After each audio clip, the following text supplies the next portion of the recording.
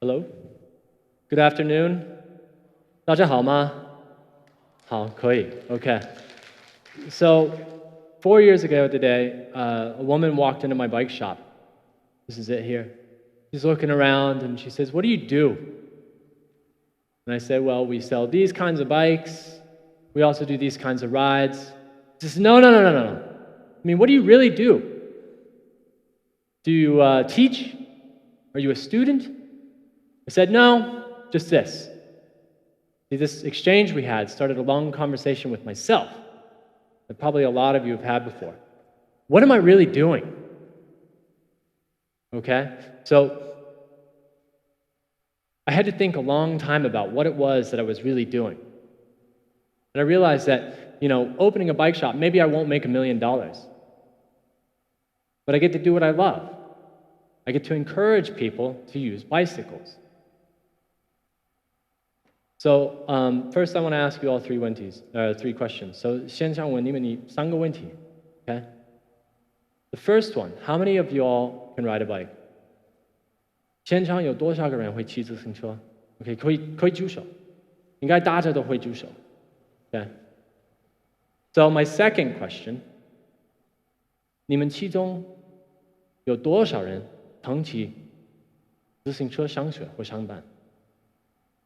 Okay, 还是有很多, right? A lot of people. How many used to ride bikes to school and to work? Okay. 最后一个问题哈. Right? My last question. How many of you still ride a bike? 还有多少人是经常骑自行车? 大家都是我不骑. Okay. So, and don't get me wrong. When I was a teenager, I was just like you, right? I wanted to get a car. Right? I had saved up my money to buy one of two things. I could buy either a bicycle, next slide, a bicycle, or a computer. See, I bought the computer because you can't play video games on a bike. It wasn't until university that I discovered that to get around, it took a lot of time to walk. So my dad, he gave me his old bike. Started riding it everywhere. Crashed it a lot. He offered to help me fix it. See, and this is when he let his big secret slip. See, when he was in university, he had two hobbies, okay? Fixing cars and drinking beer. They don't go well together. See, he got in trouble with the law, had his license revoked because he'd been drinking and driving. He had to ride a bike. And the bike that we were fixing, that used to be his. And it was weird because all of a sudden, me and my dad, we had this thing in common, As a teenager, you don't like this. See, like my father 30 years before, I was beginning to learn the benefits of riding a bike. See, which was strange because as an American growing up, we always want a car. You see people that ride bikes as kind of weird, right? You see them as guys in tights. Or you might see them as people that are just trying to be cheapskates, or people that just want to be on the road and you have to dodge them. You don't want to hit them.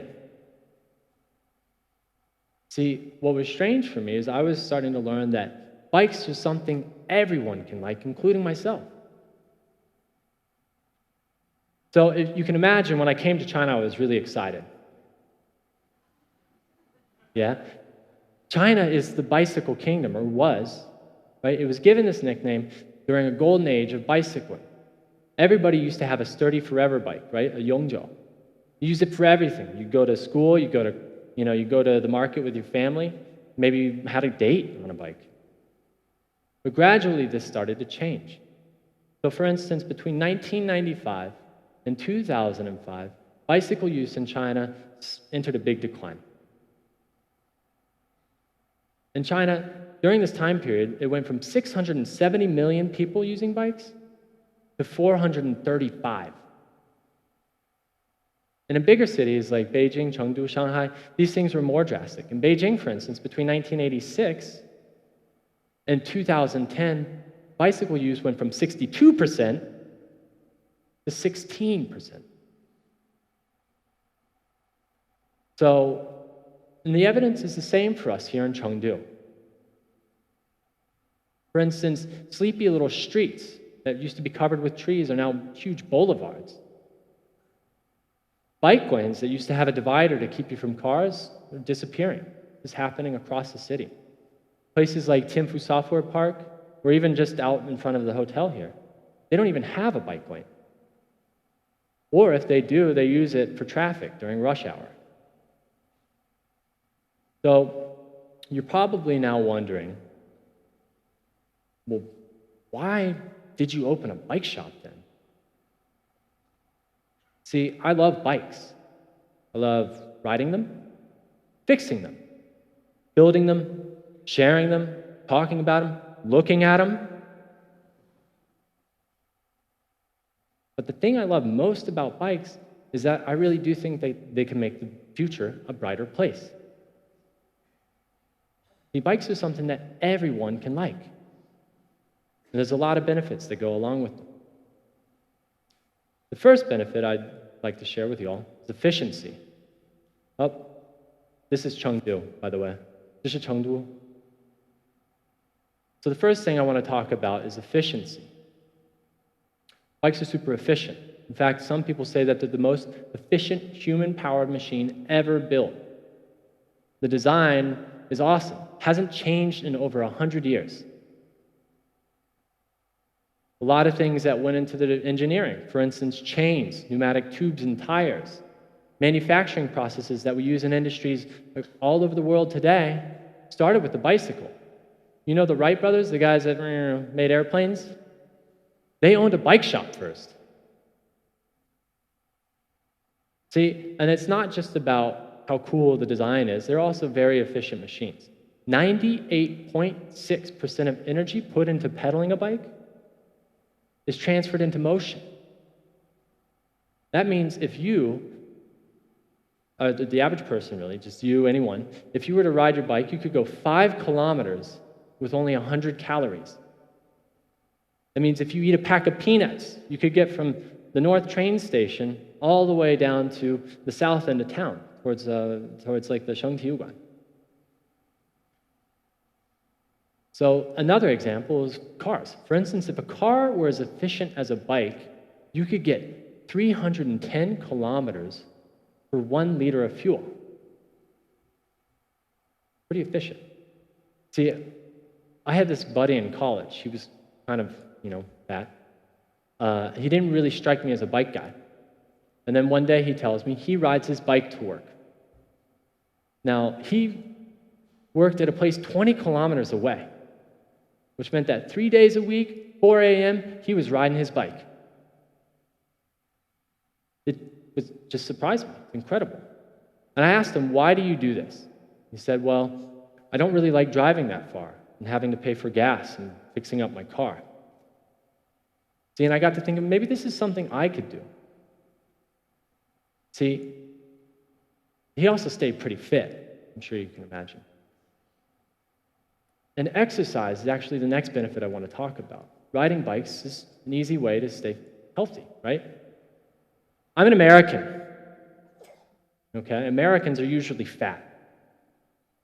And it's funny, but obesity, right, 肥胖症, in America is one of the largest public health crises there is. What that means is you have rising rates of diabetes, heart disease, and a large contributor to this is the fact that people don't exercise enough. So I'm sure you can see how a bike could kind of help us here, right? Heart disease kills more Americans than anything else, by the way. For example, if you decided, okay, I'm going to start riding my bike to work just 2 days a week. If it took you 30 minutes each way, 2 days a week, you would get enough exercise for a healthy heart. You eat a vegetarian diet, and you've got a long life ahead of you. See, the way I see it, this is like a really lazy way to get exercise. You don't have to get a gym membership that you feel guilty about never using, right? You don't ever have to make time in your day to go ride. You use your knee to get from place to place as your weight loss program. So moving forward, the next thing I kind of want to talk about is, you may not be happy if you're exercise or efficient. See, the biggest benefit I really feel like a bike has is it can connect you with the world around you. Allows you to share with other people. Keep on using the wrong button. This is, you all probably know, right? See, roads play an important part of communities. Traditionally speaking, say like in China, roads were actually an avenue for your community. It's an important part of the culture here, and the history. For instance, the term 热闹, right? Meaning like active and bustling, is a concept that has shaped the Chinese language, the food, and the stories that places have to share. So take, for instance, this is TEDxHejiangting, right, in Chengdu. This place is always lively. Why? Because it allows people to use the streets as a public space. It allows them to connect with tangible things, the sights, the sounds, the smells that make up the world around them. It allows you to connect with people, right? And this is the value of a public space. Another example, okay? You probably are all aware of this. This is something I really like watching in China, is you guys know what the Guangchangwu is, right? Guangchangwu, I really like watching it. The tradition, and it's everywhere, from Xizang to Beijing, in the south, everywhere in China, people go out after dinner, they get their speakers out, they set them down, and then they start dancing, right? And if they're not dancing, they're talking with friends. People bring their kids out to play. There's activities and sports, and it's just lively, and it feels good. But what if a city decided, okay, well, this park is not worth it. Let's turn it into a parking lot. What would happen to the dancers, the families? How would the community feel with that loss of space? Right? This idea is a bit far-fetched. Like, it's not too real. No one's going to take away the parks. But it's also not too far from the truth. See, my business is on a street here in Chengdu. We have a sidewalk in front that's been turned into a parking lot. What this means is that it's strangled businesses over the years. Dozens of them. It's left our street quiet, characterless. And what I believe is a valuable community is able to interact with the environment around it. You can't do that if a car is parked there. See, it needs space. A strong community is one that everyone has a common interest, and it's something they can benefit from. See, the bike is a way to cross cultural boundaries, a way to share with people when you've got nothing else in common. Because bikes are something that everyone can like. Good example of this is a ride that our shop hosts. We call it the Friday Night Ride. 其实来自成都的，大家都是来自成都。Okay, maybe you've seen us before, but what we do is we get out with 100 people, up to 100 people. Can you imagine that? 这么多人都在骑自行车, right? We get out with 100 people. We put music on. We just cruise the streets. The coolest part about it is you have families with children. You have students, you have travelers, you have working professionals. You have this variety of people that come together of all ages, backgrounds, interests, sexes, languages. And we just ride our bikes. We share just the feeling of being a part of something. So we also drink beer after, which is really, I like beer. Do you like beer? Yeah, okay. So we drink beer after, which is fun. And so I've talked about the benefits, the efficiency. I've talked about staying fit, connecting with the community. But you're all probably wondering, okay, well, what city in the world is like this? So Amsterdam, unlike the US, which has always neglected bicycling, And unlike China, where bicycling is on the view, is a bicycling success. See, for every Amsterdamer, there's 1.3 bikes. There's more bikes than people. Even more as they're actively used. 40% of all trips in Amsterdam are done on a bike. You're probably wondering, well, has it always been like that then? See, after World War II, it wasn't. City planners fell in love with the car. What they started to do is just plan to make, like the car was the future. And then what happened is people got tired of it. They took to the streets in protest. They went to the mayor calling to make roads safer, to give streets back to communities.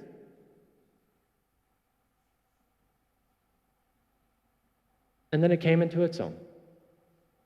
See, bicycling around the world is also on the rise. So say, for instance, like in the United States, you have cities like Washington, D.C., Philadelphia, you have Chicago, New Orleans, Portland, San Francisco. All of these cities in the past 15 years have seen increases of biking to work between 300 and 500%. And it's not just the US. Paris, London, both of these cities have started restricting car use in city centers. Oslo, Norway, plans to ban them by 2020. You have Copenhagen, with its intent to create a cycling superhighway, which will transform the city into being completely carbon neutral by 2025. It's within 10 years. You have Hamburg in Germany, and its plan is to build a network of bicycle highways, like a green network, that'll connect neighborhoods with parks and the places that people work so they can get around efficiently.